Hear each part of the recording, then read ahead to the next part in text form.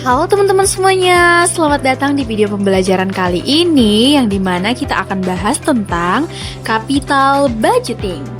Oh ya, sebelum itu, pernah gak sih teman-teman berpikir gimana caranya seorang pengusaha tahu apakah investasinya itu bakal menguntungkan atau justru malah bikin rugi? Nah, coba bayangkan seorang pengusaha bernama Pak Rudi baru saja membeli sebidang lahan di area pertanian seharga 200 juta rupiah. Lahan itu rencananya tidak akan dijual sekarang, teman-teman, tapi disewakan dulu selama beberapa tahun untuk mendapatkan penghasilan tambahan. Menarik kan? Tapi tunggu dulu, apakah keputusan Pak Rudi ini benar-benar menguntungkan? Berapa lama sih modal 200 juta ini bisa kembali lagi? Dan kalau nanti tanah itu dijual lagi, kira-kira berapa besar keuntungan yang akan diperoleh? Nah, semua pertanyaan itu bisa dijawab lewat analisis capital budgeting. Disinilah ilmu keuangan berperan penting membantu kita menghitung, menilai, dan memutuskan apakah sebuah investasi layak dijalankan atau tidak. Melalui video ini, kita akan belajar bersama-sama bagaimana cara menghitung dan memahami berbagai kriteria penilaian investasi. Seperti yang pertama, payback period, untuk tahu kapan modal kita kembali. Yang kedua, discounted payback period, kalau kita ingin mempertimbangkan nilai waktu uang, kita bisa pakai ini. Yang ketiga, accounting rate of return, untuk melihat rata-rata keuntungan secara akuntansi kita. Yang keempat, itu net present value, itu untuk kita tahu apakah investasi menghasilkan nilai tambah. Yang kelima, internal rate of return, untuk tahu tingkat pengembalian yang sebenarnya. Dan profitability index, biar kita tahu seberapa efisien modal yang dikeluarkan. Jadi, siapkah kalian menghitung apakah keputusan Pak Rudi ini benar-benar bijak? Yuk kita mulai analisisnya satu persatu. Dalam dunia bisnis dan investasi, setiap keputusan yang kita ambil pasti punya satu pertanyaan besar, yaitu kapan sih modal kita bakal kembali? Nah, untuk menjawab pertanyaan tersebut, ada satu metode yang dapat kita gunakan untuk mengetahui kapan sih modal kita bakal kembali, yaitu metode payback period. Tapi tunggu dulu teman-teman, banyak orang yang salah mengartikan bahwa payback period dan juga break even point atau BEP itu sama. Padahal kedua hal tersebut jelas berbeda. Break even point atau BEP bukan untuk tahu berapa lama kita bakal balik modal, tapi untuk tahu berapa banyak barang yang harus kita jual buat bisa nutupin fixed cost atau cost tetap kita. Sementara payback period berbicara tentang berapa lama waktu yang kita butuhin supaya kita bisa balik modal. Cara hitungnya juga gampang banget teman-teman. Aku contohin pakai contoh kasus kita yang di awal. Nah, Pak Rudi membeli sebuah lahan seharga 200 juta rupiah sudah termasuk pajak. Setelah itu, rencananya Pak Rudi mau nyawain tanah tersebut kepada para petani seharga 60 juta rupiah per tahun. Pastinya atas sewa ini, Pak Rudi bakal kena pajak sewa sebesar 10%. Tapi Pak Rudi nggak berencana menyewakan lahan ini selamanya teman-teman. Di tahun kelima, Pak Rudi berencana untuk menjual lahan tersebut dengan harga 400 juta.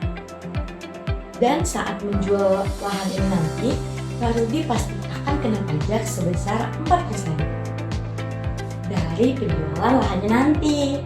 Tapi Pak Rudi cuma mau invest ke lahan ini kalau investasinya bisa ngasilin 10% per tahun. Kalau bentuk investasinya kayak gini, kira-kira investasi lahan ini layak nggak ya untuk dijalani? Untuk tahu layak atau enggaknya, atau istilah kerennya visible atau enggaknya, kita bisa pakai 6 kriteria penilaian investasi. Yuk kita hitung, kita pakai kriteria yang pertama dulu, yaitu payback period. Tadi ceritanya Pak Rudi mau membeli sebuah lahan dengan harga 200 juta. Lalu, Pak Rudi mau menyewakan lahan tersebut selama 4 tahun dengan harga 55.200.000 per tahun setelah dipotong pajak. Tapi di tahun kelima, Pak Rudi mau menjual lahan tersebut dengan harga 400 juta. Belum dipotong pajak. Setelah dipotong pajak, 400 juta itu menjadi 384 juta. Nah, kalau investasinya kayak gini, kira-kira kapan ya Pak Rudi bakal balik modal? Di awalnya kita buat proyeksi cashnya dulu teman-teman. Terus kalau mau gampang, kita buat kumulatif cashnya kayak gini. Jadi saat ini kita keluar uang sebesar 200 juta rupiah. Terus di tahun pertama, karena masuk uang sebesar 55.200.000 rupiah, kita kurangi dengan 200 juta kita. Jadi tinggal 144.800.000 rupiah. Tahun kedua kita kurangi lagi dengan 55.200.000 rupiah. Jadi tinggal 89.600.000 rupiah. Kita terusin ngitungnya kayak gini sampai pada tahun kelima. Nah, bisa kita lihat sampai akhir tahun ketiga kas kita masih negatif. Di akhir tahun keempat baru positif. Berarti Pak Rudi balik modal setelah 3 tahun lebih. Pastinya berapa lama? Kita bisa hitung kayak gini. Di tahun ketiga, investasi kita yang belum balik modal adalah sebesar 34.400.000 rupiah. Lalu selama tahun keempat, kita terima uang lagi sebesar 55.200.000 rupiah. Dengan kata lain, 55.200.000 rupiah ini kita anggap 34.400.000-nya atau sebesar 62%-nya untuk balikin modal.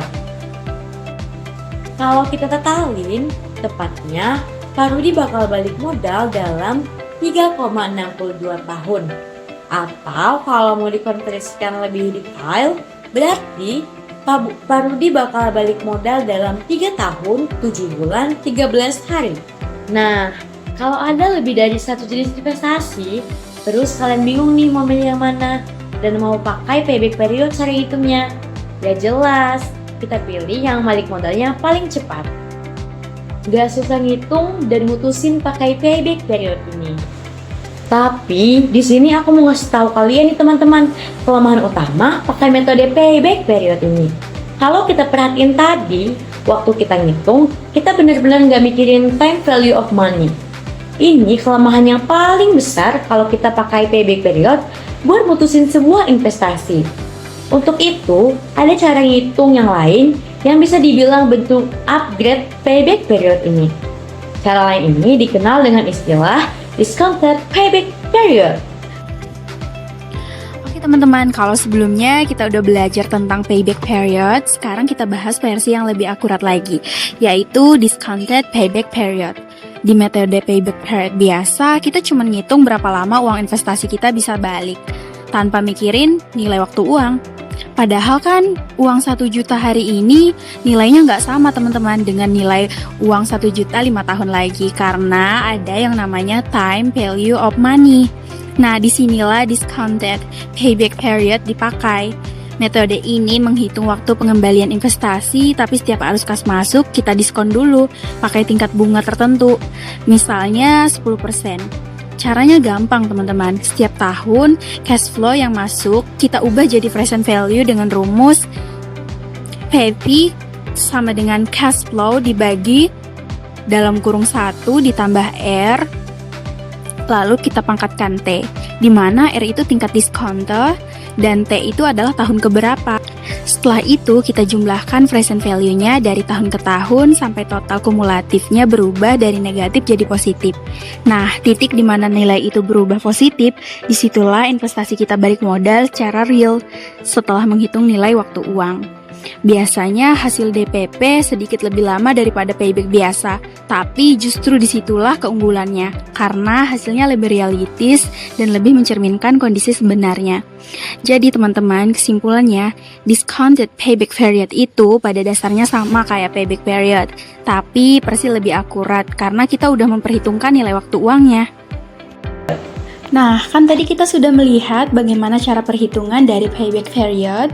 Sekarang kita akan menghitung dari sisi discounted payback period. Di sini bedanya hanya ada pada perhitungan kumulatif ya teman-teman. Tapi sebelum kita menghitung di kumulatifnya, kita hitung dulu pada nilai sekarang atau present value dari setiap arus kas masuk. Karena di metode ini setiap penerima uang tahunan kita diskon dulu dengan tingkat bunga tertentu, misalnya 10%. Tujuannya biar kita tahu berapa sih nilai uang. Tujuannya biar kita tahu berapa sih nilai uang itu kalau dihitung dengan nilai uang saat ini. Nah, setelah semua present value tiap tahun udah kita dapat seperti ini, langkah berikutnya adalah menjumlahkan semuanya secara kumulatif dari tahun pertama sampai seterusnya. Dan dapatnya seperti ini. Jadi, setelah dihitung-hitung, ternyata kita mendapatkan discount payback period-nya ada 4 tahun, 1 bulan, 6 hari. Jadi, dalam perhitungan discount payback period itu emang agak lebih lama dari.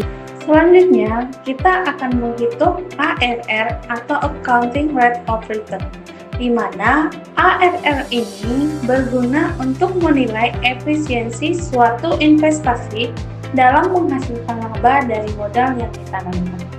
Setelah kita menghitung menggunakan discounted payback period, terlihat bahwa modal awal sebesar Rp200 juta dapat kembali dalam waktu 4 tahun 1 bulan 6 hari. Artinya, investasi ini tergolong cepat balik modal. Nah, setelah tahu waktu balik modalnya, sekarang kita lihat dari mana saja keuntungan investasi ini berasal. Selama 4 tahun pertama, tanah tersebut disewakan dan menghasilkan laba bersih sebesar Rp55.200.000 per tahun setelah dikurangi pajak 8%. Lalu, pada tahun kelima, tanah dijual dengan harga Rp400 juta dan setelah dikurangi pajak 4%, hasil bersih yang diterima menjadi Rp384 juta. Jika seluruh pendapatan selama 5 tahun dijumlahkan, totalnya mencapai Rp604.800.000 setelah dikurangi modal awal Rp200 juta, diperoleh laba bersih sebesar Rp448.000.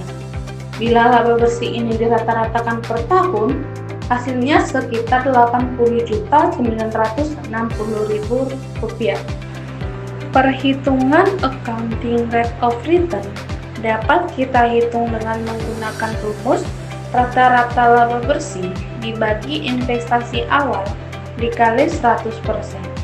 Sehingga Accounting Rate of Return sama dengan Rp80.960.000 dibagi Rp200 juta dikali 100% sama dengan 40,48%. Nilai Accounting Rate of Return sebesar 40,48% ini jauh di atas tingkat pengembalian yang diharapkan, yaitu 10%.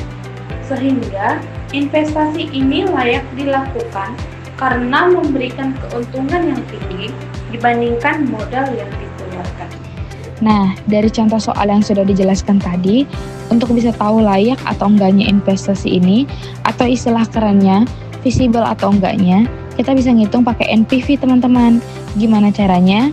Gini, pertama-tama biar gampang, kita bikin proyeksi duitnya dulu. Di kasus ini, dalam waktu dekat, Pak Rudi membeli tanah. Pak Rudi membeli tanahnya pada tahun ini, atau kita sebut tahun ke-0. Setelah 1 tahun, Pak Rudi sudah bisa menerima uang sewanya sebesar Rp55.200.000 setelah dipotong pajak. Untuk tahun kedua sampai keempat juga sama. Pak Rudi bisa terima bersih Rp55.200.000 per tahun. Nah, nanti di tahun kelima, Pak Rudi rencana mau menjual tanahnya seharga Rp384 juta setelah dipotong pajak 4%. Kalau kita jumlahin total uang yang masuk atau keluar per setiap tahunnya, jadinya seperti ini. Nah, sekarang kita coba perhatiin kasus ini. Ini kan timing masuk keluar uangnya berbeda-beda. Kalau kita bisa bandingin keluar duitnya berapa, terus duitnya berapa, ini nggak comparable teman-teman. Yang satu munculnya sekarang, yang lain munculnya nanti. Sementara kita tahu waktu belajar time value of money, perbedaan waktu bisa bikin nilai uangnya berbeda. Jadi kita harus bikin comparable dulu. Gimana caranya? Kita tarik semua nilainya ke saat ini. Atau dengan kata lain, kita cari semua PV-nya dulu. Karena Parudi punya prinsip investasi minimal harus 10%, maka diskon rate-nya atau R-nya harus 10%. Kita coba hitung ya. Untuk tahun ke-0, karena ini ngegambarin saat ini, PV-nya ya 200 juta. Untuk tahun ke-1, baru nilai masa depan dan sekarangnya berbeda. Nilai sekarang ya bisa dicari dengan cara 55.200.000 dibagi 1 ditambah 10% pangkat 1. Ditemui nanti nilai PV-nya sebesar 50 juta. Untuk tahun kedua sama. Kita tinggal cari aja. Bedanya pangkatnya pangkat 2. Nanti ketemu PV-nya sebesar 46 juta. Kita hitung terus PV-nya sampai tahun kelima. Nah, kalau sudah dihitung semua, ini udah comparable teman-teman. Kita bisa bandingin dapat duitnya berapa, keluar duitnya berapa. Kalau kita totalin, dapat duitnya selama 5 tahun sesudah memperhitungkan time value of money kurang lebih sebesar 413 juta. Kalau saat ini harus keluar duit sebesar 200 juta untuk beli tanah, bisa dibilang masih untung sebesar 213 juta. Nah, 213 juta inilah yang disebut dengan net present value atau NPV. Jadi kalau aku artiin, NPV ini adalah selisih antara PV uang yang terjadi saat ini dan PV dari uang yang terjadi di masa depan. Pastinya kalau NPV bernilai positif kayak kasus Parudi itu, tandanya visible atau boleh dijalanin. Tapi kalau dihitung nanti hasilnya negatif, maka investasinya jangan kita jalanin. Jadi kesimpulannya, asalkan proyeksinya nggak meleset dari investasi kita bisa dapat nilai tambah langsung sekarang dari investasi kita sebesar 213 juta. Selain ini, karena kita pakai diskon sebesar 10% dari setelah dihitung NPV-nya positif, maka dihasilkan keuntungan atau return investasi kita ini pasti ada di 10% per tahun. Kegunaan dari IRR atau Internal Rate of Return. Secara konsep, IRR sebenarnya tidak menghitung investasi dalam persen yang sesungguhnya. Namun, IRR merupakan metrik analisis keuangan yang digunakan untuk mengukur profitabilitas suatu investasi. Adapun cara untuk menghitung IRR dengan menggunakan rumus yang tertera di layar ya teman-teman. Investasi layak dijalanin kalau investasi mempunyai value atau NPV-nya positif dan enggak layak dijalanin kalau NPV-nya negatif. Kalau pengen tahu batasannya layak atau enggak buat dijalanin, ini adalah waktu NPV kita bernilai 0. Besarannya yang bikin NPV 0 inilah yang bikin IRR. IRR investasi ini ada di 32%. Nah, berarti investasi ini sangat layak dijalanin, apalagi kalau standar investasi teman-teman berada di 20% ke atas. Buat nyari nilai IRR, di sini saya menggunakan rumus Excel. Caranya gampang teman-teman, tinggal masukin proyeksi kasnya kayak gini. Sama dengan IRR, buka kurung, drag proyeksi kasnya lalu tutup kurung. Nah, ketemu deh. Namun, untuk investasi tanah kita ada di 32%. Jadi, di 32% inilah NPV kita bakalan 0. Nah, tapi IRR ini punya dua kelemahan teman-teman. Yang pertama, bisa jadi IRR kita lebih dari 1. Dan yang kedua, investasi kita nggak punya IRR. Oke, masuk ke metode capital budgeting yang terakhir. Yang akan kita bahas adalah Profitability Index atau biasa disingkat dengan PI. PI ini mirip banget dengan NPV, cuma bedanya kalau NPV kita mencari nilai atau value-nya, sedangkan PI itu kita mencari rasio antara hasil investasi dengan modal awalnya. Cara menghitungnya juga gampang banget. Kita cukup bagi total present value dari cash flow setelah investasi dengan nilai investasi awalnya. Misalnya, total PV cash flow kita sebesar 413 juta dan modal awal 200 juta. Tinggal kita bagi aja, hasilnya sekitar 2,065. Nah, dari situ kita bisa lihat kalau PI lebih dari 1, berarti investasi tersebut layak dijalankan karena tandanya NPV-nya positif dan hasilnya lebih dari modal yang kita keluarkan. Sebaliknya, kalau BI di bawah 1, itu tandanya investasinya tidak layak, karena NPV-nya negatif alias hasilnya tidak menutup modal awal. Intinya, semakin tinggi nilai PI, semakin menarik juga investasi untuk dijalankan, karena itu menunjukkan kalau proyek tersebut bisa memberikan hasil yang jauh lebih besar dari modal yang kita tanamkan. Nah, dari semua pembahasan tadi, kita bisa simpulkan kalau capital budgeting itu bukan cuma soal menghitung angka, teman-teman, tapi tentang bagaimana kita membuat keputusan investasi yang cerdas. Setiap kriteria punya perannya masing-masing, ada yang fokus pada waktu pengembalian modal, ada yang melihat keuntungan bersih, dan ada juga yang menilai kelayakan proyek dari nilai kini maupun tingkat pengembalian investasinya. Jadi, kalau kamu ingin memulai usaha atau menilai proyek baru, gunakanlah analisis capital budgeting sebagai panduan. Karena dengan perencanaan yang matang, kita nggak cuma berharap untung, tapi bisa mengukur peluang sukses secara nyata. Terima kasih sudah menyimak sampai akhir. Semoga penjelasan ini membantu kamu memahami cara menilai investasi dengan baik dan bijak. Sampai jumpa di pembahasan berikutnya.